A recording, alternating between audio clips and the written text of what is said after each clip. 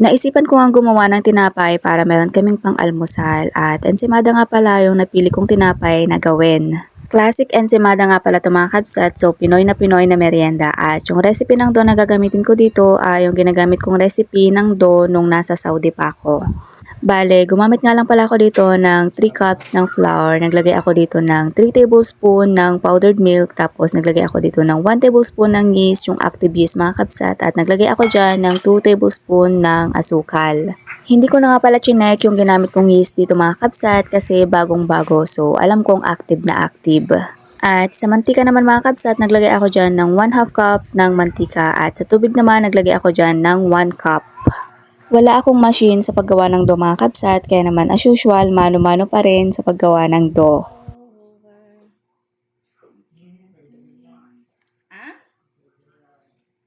Ano?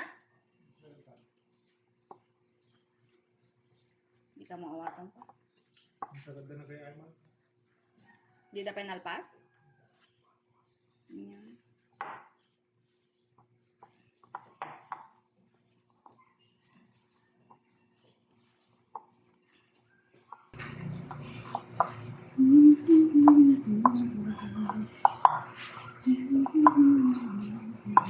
Kailangan kapag gagawa ka ng tinapay, meron kang mahabang pasensya kasi ito palang paggawa ng dough mga kabsat or pagninid ng dough ay nakakapagod na at ang sakit sa braso. Kapag ganito na yung texture ng dough mga kabsat ay pwede nang i-rest ng 1 hour hanggang sa mag-double yung size ng dough.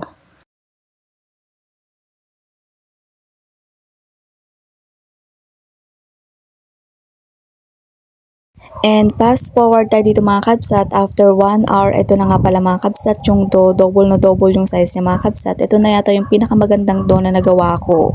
Mainit kasi yung panahon mga kabsat, kaya naman madali lang talagang mag-double yung size ng dough. Pero kapag winter, nagagawa ka ng tinapay, naku, matatagalan talagang tumubo yung dough na gagawin mo.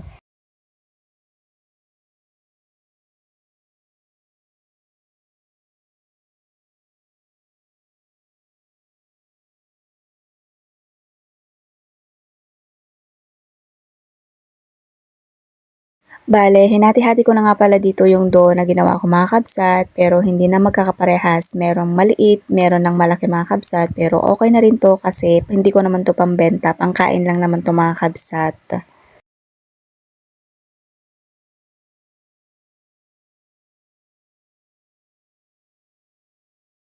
Hindi ako eksperto sa pagluluto ng tinapay mga kabsat, pero tinatry ko talaga yung best ko para maging perfect.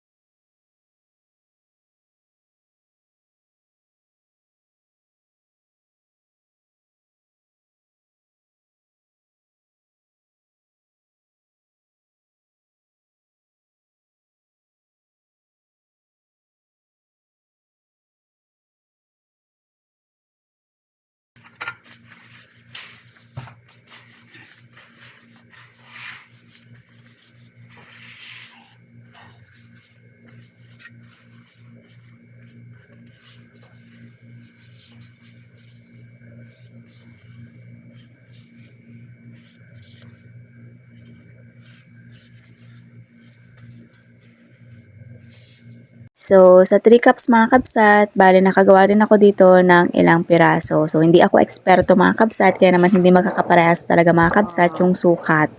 So, nakaset yung oven ko dyan mga kabsat ng 180 degrees, so up and down na yon. At isasalang ko nga pala ito mga kabsat ng mga 20 to 25 minutes. And finally, after 25 minutes mga kabsat, ay luto na nga pala yung ensimada. So, luto na yan mga kabsat. Bale, itong isa is nasa ibabaw, kaya naman nag-brown siya mga kabsat. Pero yung isa is luto na. At syempre, ensimada to mga kabsat, kaya naman hindi mawawala yung signature ng ensimada. So, margarine. Maglalagay tayo dito ng margarine. Talagang bumili ako ng margarine sa bayan mga kabsat nung pumunta kami.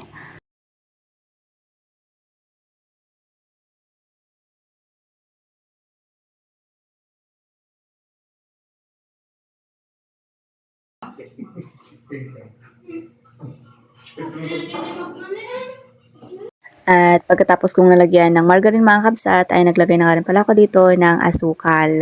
At natatawa nga ako dito sa anak kong panganay mga kabsat kasi hinihintay na talaga niya at gusto na niyang tikman yung ginawa kong ensimada. At sabi niya yung gutom na gutom ka na pero vlogger yung nanay mo. O, di ba?